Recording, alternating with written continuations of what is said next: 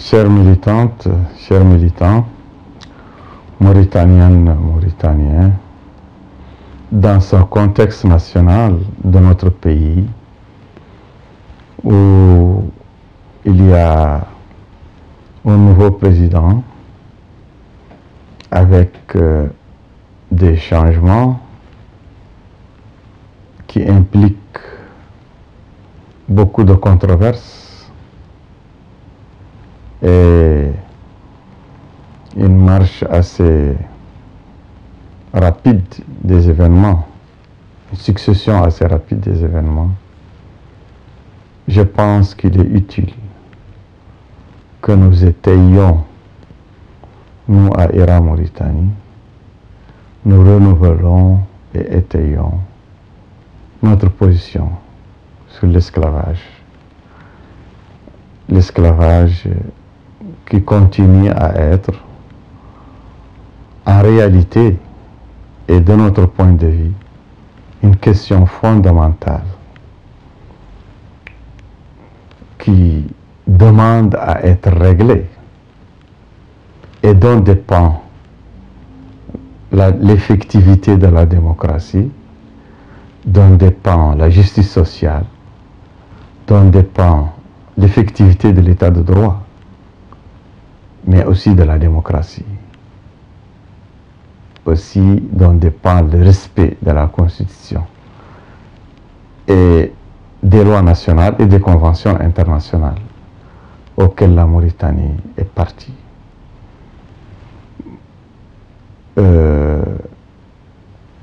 L'esclavage n'a pas encore eu l'attention qu'il faut de la part du nouveau président Mohamed Ould Cheikh Al Ghazouani. Ni de sa part, ni de la part de son gouvernement. Loin s'en faut, les juges, l'appareil judiciaire, les magistrats du temps de Ghazouani ont beaucoup régressé sur la question de l'esclavage.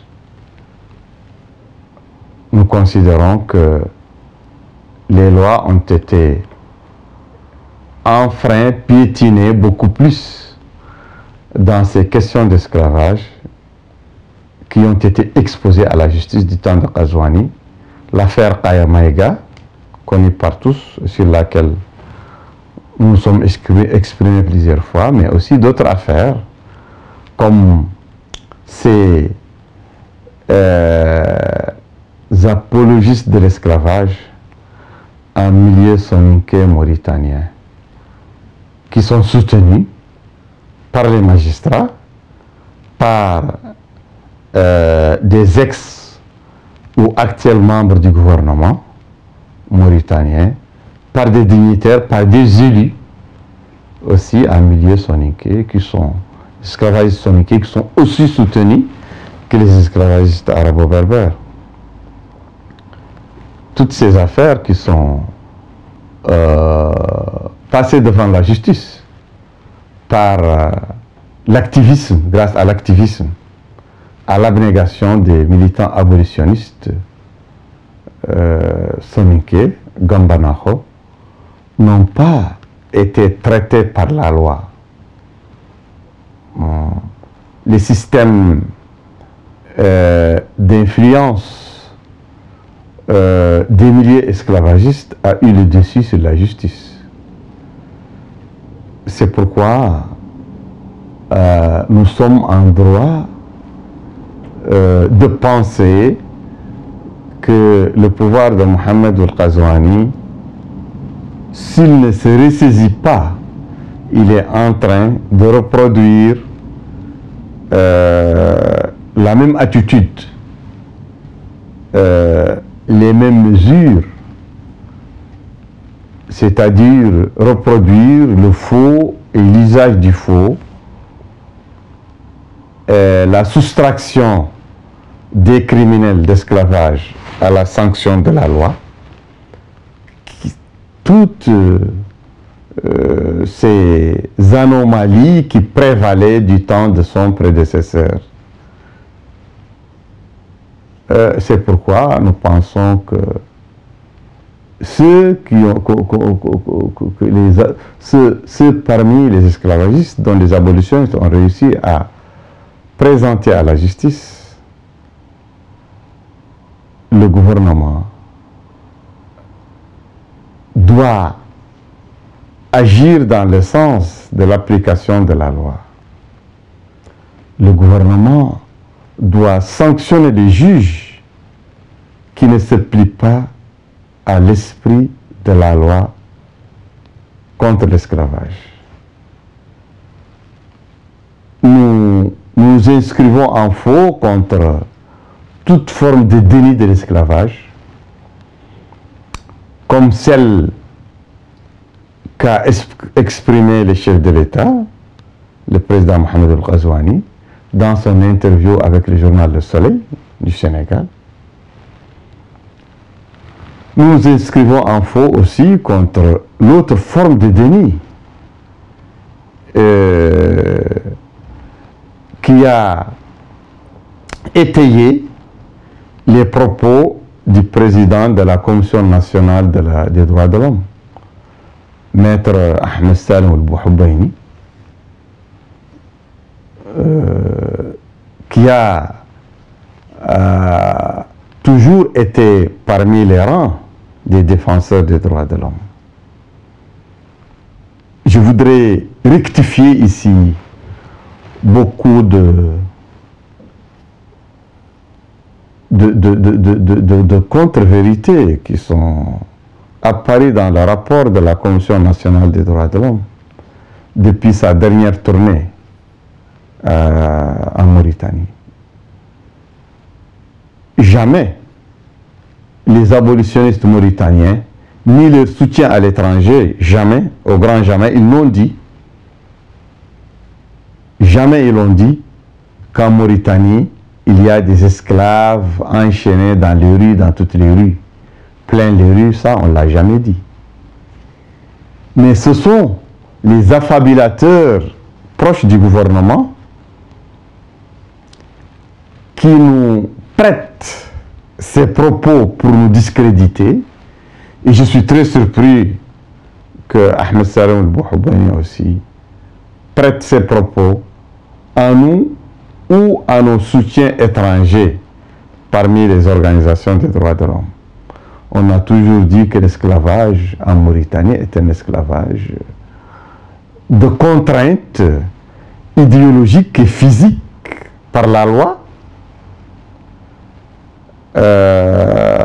par la loi dite charia islamique, mais aussi par la mauvaise foi des autorités politiques, administratives, sécuritaires,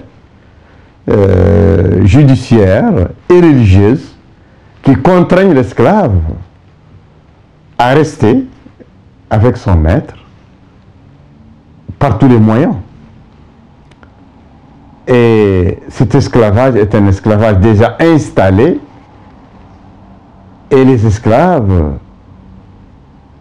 ne peuvent se libérer que par la volonté de l'État. Ça, on l'a toujours dit.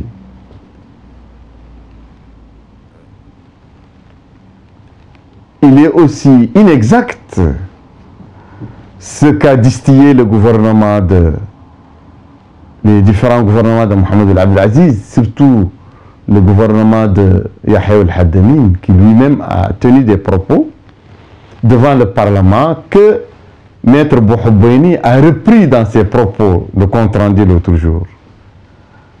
Yahya El-Haddamine a dit que la loi sur l'esclavage est édictée en Mauritanie pour sanctionner les étrangers, parce qu'en Mauritanie, il n'y a pas d'esclavage, il n'y a pas d'esclavage. Et que les lois sont faites pour sanctionner les esclavagistes étrangers non mauritaniens qui pratiquent l'esclavage en Mauritanie. Et il a toujours essayé, lui, Yahya El-Haddamine, et ses sbires et ses acolytes, de chercher, de fouiller aux confins des frontières entre la Mauritanie et le Mali, des esclavagistes mauritaniens à qui il donne la nationalité malienne pour justifier ses propos malsains, faux, totalement faux et archi faux. Maître Bouhoubaini a dit que il y a les esclavagistes qui sont des étrangers, qui ont fui à l'étranger, à la frontière malienne. Mais pourquoi aller jusqu'à la frontière du Mali pour chercher des esclavagistes alors qu'il y a des esclavagistes à Nouakchott? Nous, à Hira, on a répertorié, on a porté plainte devant la justice de plusieurs esclavagistes. Et le parquet lui-même, le ministère public, après ces enquêtes, les a bien accusés de chefs d'inculpation de pratiques esclavagistes et il les a mis en prison. Il y a Rahman Telgraifi, il y a Mohamed Salou, Mohamed Dou le Gigah, il y a les frères Hassim, la famille Hassim, il y a plusieurs familles, il y a la famille de Ahl Haraytani et Ahl Bou. Il y a plusieurs familles qui sont coupables d'esclavage, plusieurs criminels d'esclavage, en Nouakchott même, parmi l'élite des cadres administratifs, des cadres politiques, des fonctionnaires mauritaniens qui sont en Nouakchott. Donc j'appelle Maître Bouhoubaini à traiter les dossiers qui sont en Nouakchott. Les criminels sont en Nouakchott, les victimes sont en Nouakchott, les plaintes sont dans les tiroirs de la justice. Les dossiers dans lesquels la police judiciaire et le parquet ont étayé les crimes de pratiques esclavagistes sont dans la justice. Pourquoi la Commission nationale des droits de l'homme veut ignorer ces dossiers, comme les a toujours ignorés le gouvernement de Mohamed El Abdelaziz et de son premier ministre Yahya El Haddani, pour chercher l'esclavage ailleurs, chez les étrangers ou dans des personnes en fuite.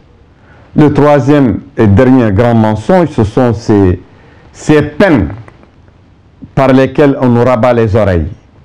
On nous dit qu'il y a la Mauritanie, que la justice mauritanienne a sanctionné par des peines allant jusqu'à 20 ans de prison, 10 ans de prison, 16 ans de prison, des esclavagistes. Mais c'est faux. Ces esclavagistes, ou ces présumés esclavagistes qui ont subi ces peines, ils les ont subies par contumace. Ils ont jugé des gens qui ne sont pas dans le box des accusés, qui ne sont pas des personnes qui ne sont pas présentes, des criminels que la police judiciaire, le parquet, la justice, l'État n'ont pas daigné arrêter pour sanctionner, pour les mettre en prison. C'est une manière de jouer un faux jeu pour désinformer l'opinion publique. Il n'y a pas de prisonnier qui purge une peine de 16 ans de prison, de 10 ans de prison, de 20 ans de prison. Et j'accuse les organisations des droits de l'homme. Ils se prêtent à ce jeu et ils sont complices de cette désinformation. À Nouadhibou, 3 présumés esclavagistes ont été accusés, 2 à 20 ans de prison. Mais ces 2 qui ont été jugés et condamnés à 20 ans de prison n'ont jamais été arrêtés. Et la seule personne qui a été condamnée à 10 ans de prison pour crime d'esclavage, elle a fait 3 mois de prison, elle est sortie. Et aussi, les personnes jugées à Néma, par les jugements desquels on nous rabat les oreilles, on nous parle de 16 ans de prison, ces personnes ne sont pas en prison.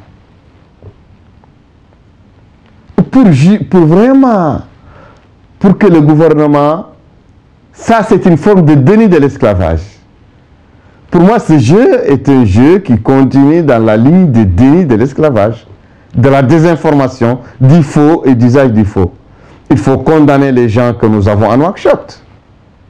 Rahman Telgraifi, elle est fonctionnaire du ministère de l'Intérieur. Mouelimi Bakarval, elle est fonctionnaire à la Banque centrale, c'est une esclavagiste. Elle est condamnée, elle a déjà été condamnée à 1 année de prison, mais elle n'a purgé que 8 jours. Elle doit purger sa peine. Je m'adresse ici au président de la Commission nationale des droits de l'homme. Je m'adresse au chef de l'État, au président Mohamed El Ghazouani, à son gouvernement, à tous les laudateurs. Je m'adresse aussi aux organisations de droits de l'homme qui se font de communiquer pour féliciter la justice mauritanienne d'avoir condamné des gens par contumace, alors que cette justice refuse de condamner les gens qui sont là, en chair et en os, et qui narguent le droit mauritanien, qui narguent la loi sur l'esclavage, et qui se moquent de la loi sur l'esclavage, qui se moquent de la justice du pays, des lois du pays. Je vous remercie.